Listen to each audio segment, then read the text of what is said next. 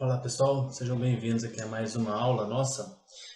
Dando continuidade, né, ao estudo das propriedades periódicas, lembrando que na última aula foi apresentada a tabela periódica para vocês, tá? Para vocês poderem, né, ver como que é a organização dos elementos químicos, né, através daquela tabela que nós utilizamos, né, no nosso dia a dia para encontrar, né, tanto os elementos químicos, né, que estão ali de uma forma organizada, quanto também algumas das suas propriedades, alguns dos seus valores. Dando início então às propriedades periódicas, nós vamos começar a estudar hoje, a discutir um pouco hoje, né, sobre o raio atômico, tá? Apesar da gente saber que o átomo, né, na verdade, é formado por orbitais, nós já fizemos, né, essa fala anteriormente. Nós vamos imaginar, tá, uma extrapolação desses limites dos orbitais para que ele fique no formato esférico, né? Porque assim fica um pouco mais simples da gente discutir a questão do raio atômico, né? Porque quando a gente fala raio, a gente está falando de algo esférico, né? De algo que tem uma forma, né, circular.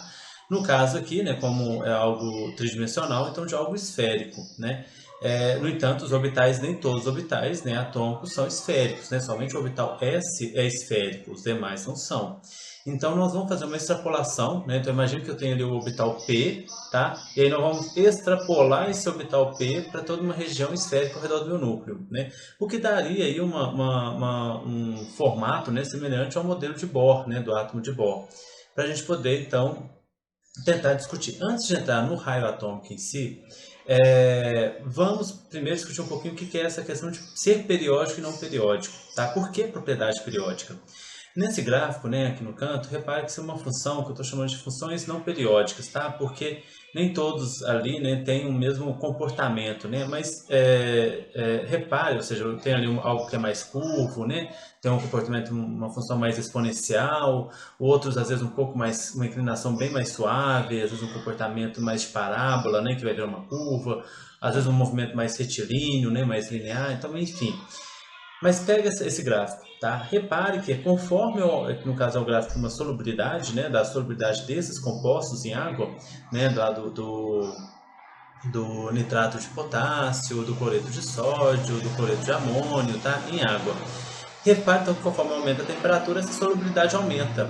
E a tendência, pelo que a gente pode observar dessas curvas, né, é de que ela continua aumentando. Então, conforme eu aumento a temperatura, a solubilidade vai aumentando, né?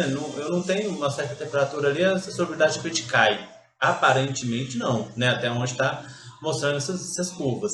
Pode ser que lá para frente caia? Não sei, não tem como saber, né? Até onde foi medido, né? Até os 100 graus Celsius, não, a solubilidade só aumentou. Teve um comportamento, vamos dizer assim, vou chamar de linear, tá? No sentido de linear não, um comportamento sempre crescente, né? A palavra crescente é melhor. Sempre um comportamento crescente, né? A temperatura aumenta, a solubilidade vai aumentando. Agora observe esse outro gráfico, né? Que no caso é uma função senoidal, né? Uma função de onda, né? Uma onda, né? Ali em função, né? De alguns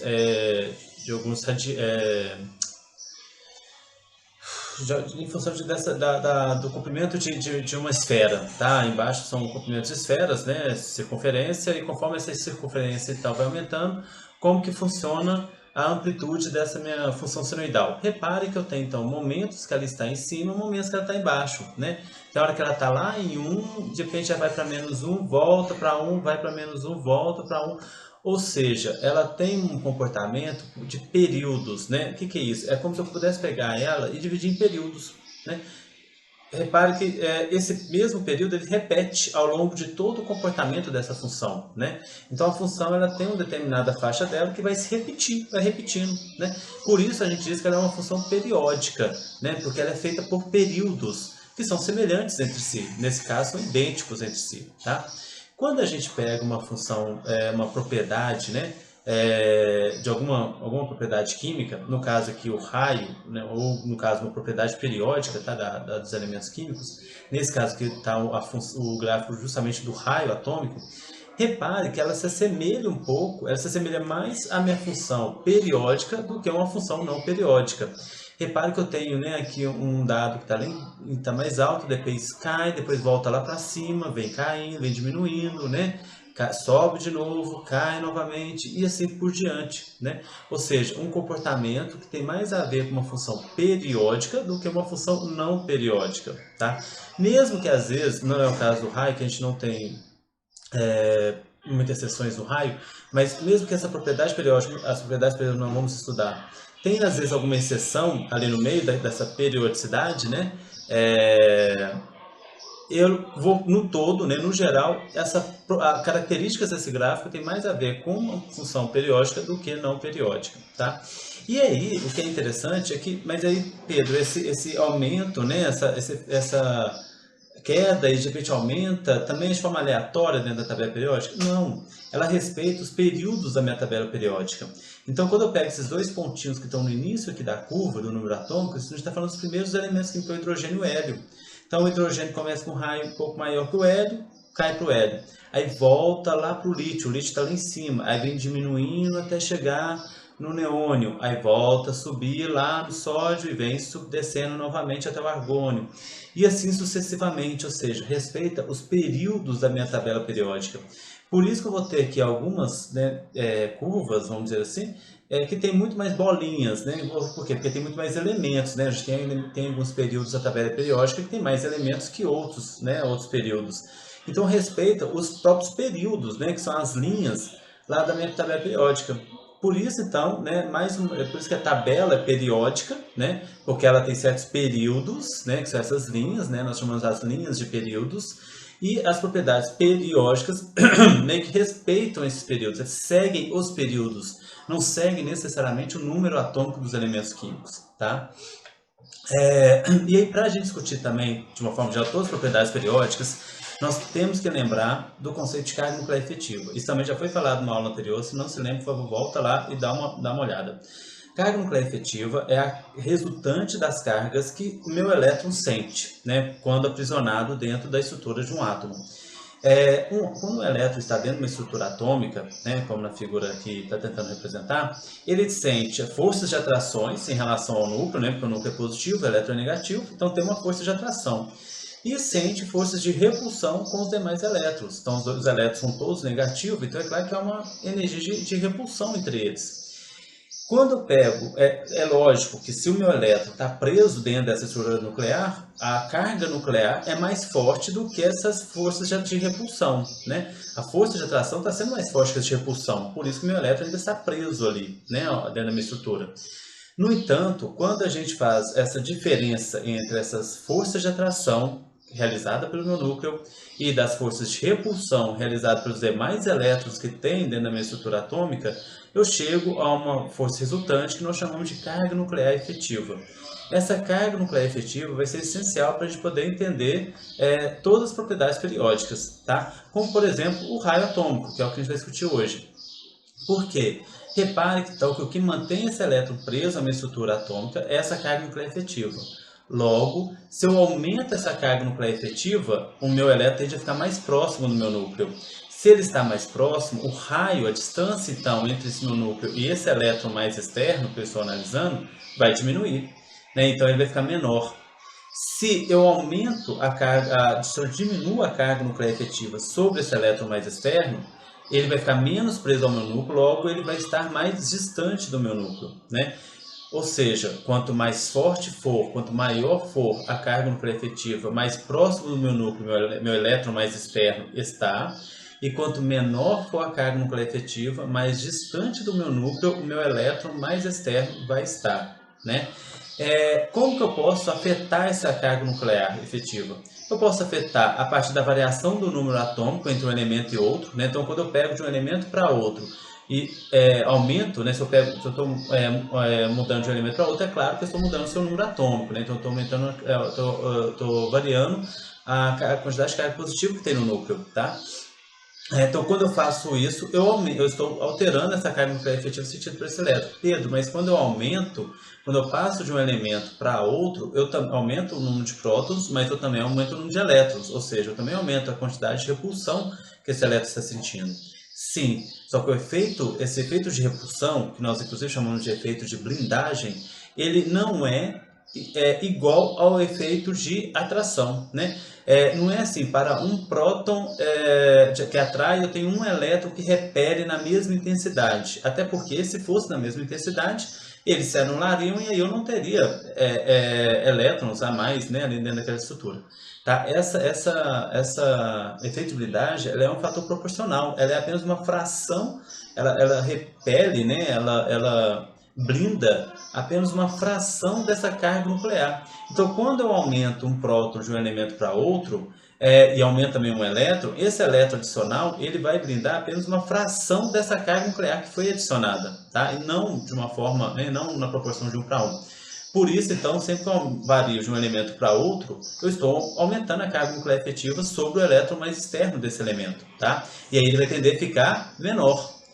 Quando eu diminuo, né, quando eu retrocedo na minha tabela periódica, comparo com um elemento então, com menos prótons, eu tenho então menos carga nuclear efetiva sobre esse elétron, logo ele tende a ficar mais distante do meu núcleo. Posso também alterar essa carga nuclear efetiva variando o número de elétrons. Nós sabemos que é possível, né, remover elétrons do meu átomo ou adicionar elétrons do meu átomo. Se eu removo elétrons do meu átomo, eu estou diminuindo o efeito de blindagem. Se eu diminuo o efeito de blindagem, eu aumento a carga nuclear efetiva sentido pelos elétrons que sobraram. Logo, o meu raio vai diminuir mais um pouquinho. Se eu adiciono elétron ao meu átomo, transformando ele no íon negativo, né, no ânion, eu estou aumentando o efeito de blindagem. Se eu aumento o efeito de blindagem, eu diminuo a carga nuclear efetiva, logo o meu átomo vai aumentar, né? Ou seja, o meu íon negativo que foi formado vai ter um raio maior do que o meu átomo neutro, né? Vamos ver isso aqui, ó. Então, aqui está uma representação. Então, o que seria esse raio atômico, né? O raio atômico é a distância entre esse núcleo e o seu elétron mais externo, tá? E uma forma da gente medir esse raio, tá? Porque eu não consigo ir lá e medir o raio de um átomo isolado, né, na natureza. Uma das formas que nós temos é a partir de uma molécula, né, formada por dois elementos químicos apenas, por dois átomos apenas. Então eu consigo medir, né, eu não, né, mas nós temos equipamentos, né, que conseguem medir o comprimento de uma ligação química, que é a distância entre dois núcleos. Então basta eu pegar o comprimento de uma ligação e dividir por 2. Né? Esse dado não é exato, né? Porque quando esses átomos estão ligados, há uma sobreposição, né, dos seus orbitais ali. Então, na verdade, o raio atômico não é exatamente a metade de uma ligação química, mas é a medida mais próxima que nós temos desse raio atômico. Tá? Então, é uma forma que nós temos de medir, além de umas outras, né, de outras técnicas que a gente não vai abordar aqui agora. Com aquele raciocínio que nós fizemos lá da carga nuclear efetiva, então, já dá para perceber essa evolução do raio atômico, né, ao longo do período, tá? Isso analisando apenas dentro do mesmo período. Então, dentro do mesmo período, ou seja, dessa linha da tabela periódica, se eu desloco para a direita, né, no sentido dos gases nobres, eu estou aumentando o número atômico, logo aumenta a carga nuclear efetiva sobre os elétrons que estão dentro daquela estrutura, e isso faz com que meu átomo seja menor. Se eu desloco para a esquerda em direção aos metais, né, alcalinos, eu estou diminuindo o número atômico e por isso estou diminuindo a carga nuclear efetiva e o meu átomo tende a ir aumentando. Repare então que dá um aumento, né, da direita para a esquerda, né, um aumento dos gases nobres em direção aos metais alcalinos. O outro aumento que a gente observa é dentro do mesmo grupo, que é algo até assim, mais fácil de perceber, né? Porque quando eu desloco, né, dentro do mesmo grupo, de cima para baixo, eu estou aumentando o número de períodos. Lembre que cada período representa uma camada eletrônica do meu átomo, né? Um elemento lá do primeiro período tem uma camada eletrônica apenas, do segundo período tem 2 camadas eletrônicas, do terceiro tem 3 e assim por diante. Se eu aumento o número de camadas, né, independente da carga nuclear efetiva sentida por esses elementos, ele vai tender a ficar maior, porque eu estou adicionando camadas eletrônicas, né? Então, percebe? Então, se eu aumento ali, né, conforme eu desço no meu grupo, eu aumento o número de camadas eletrônicas de um elemento para outro, logo o meu raio também tende a aumentar. Eu vou pular aqui esses slides e eu volto só para poder mostrar isso um pouco melhor, essa figura, que seria isso aqui, né? Então, repare que próximo do flúor eu tenho os elementos com menores raios, e próximo aqui ao meu césio, e próximo ainda ao frâncio, né, que o frâncio ficou aqui de fora dessa tabela, porque nessa apresentação ele só foi até o 5º período, né? Nós temos 7 períodos aqui já na tabela. Mas aqui próximo, eu tenho a outra figura aqui também que mostra isso aqui, ó. Então, tá vendo? Conforme eu me aproximo do flúor, meu raio diminui, conforme eu aproximo do frâncio, meu raio aumenta, tá? Além disso, né, nós vamos ter aí o que nós chamamos de raios iônicos, que é um pouco daquele raciocínio que eu comecei a fazer com vocês lá na discussão da carga nuclear efetiva. Observe o cálcio, o elemento cálcio e o seu íon cálcio, né? Lá eu tenho o íon de cálcio, é o mesmo átomo de cálcio, só que agora com 2 elétrons a menos. Ele perdeu totalmente essa camada externa dele, ele perdeu a sua última camada, tá? E ficou com uma camada a menos. Além de ter perdido o número de elétrons, que isso já aumentaria a carga nuclear efetiva sobre os demais elétrons e já geraria uma redução do seu raio. Além disso, ele perde toda uma camada. Ele perdeu todos os elétrons da última camada dele, né? A última camada dele tinha apenas 2 elétrons, ele perdeu esses 2 elétrons, perdeu toda aquela última camada. Logo, ele tem uma contração. O raio, né? Não é que bem que ele tem além de ter uma contração, que aumentou a carga nuclear efetiva, mas ele também perdeu a camada, tá? Então, o raio iônico do íon de cálcio é menor do que o raio do átomo de cálcio, né? Fazendo um raciocínio contrário, né, a gente consegue também fazer essa comparação com o raio iônico dos íons negativos, né? Então, observe o oxigênio, tá? Eu tenho o átomo de oxigênio e esse átomo de oxigênio ganha 2 elétrons para se transformar no íon óxido, né, no íon O2-. Quando eu faço isso, eu estou adicionando 2 elétrons na minha estrutura. Se eu adiciono elétrons, eu aumento o efeito de blindagem. Se eu aumento o efeito de blindagem, eu diminuo a carga nuclear efetiva. Se eu diminuo a carga nuclear efetiva, o meu raio aumenta. Então, o raio iônico do íon óxido é maior do que o raio do átomo de oxigênio. Esse comportamento ele é semelhante para todos os átomos, tá? Sempre um raio iônico do íon positivo vai ser menor do que o raio do átomo que o gerou, né? E sempre o raio iônico do íon negativo vai ser maior do que o raio do átomo que o gerou. Aqui tem um segundo exemplo, né? Então, o átomo de sódio vira o íon de sódio, perdeu o elétron, então o raio do íon de sódio é menor do que o raio do átomo de sódio. O átomo flúor ganha um elétron, se transforma no íon fluoreto.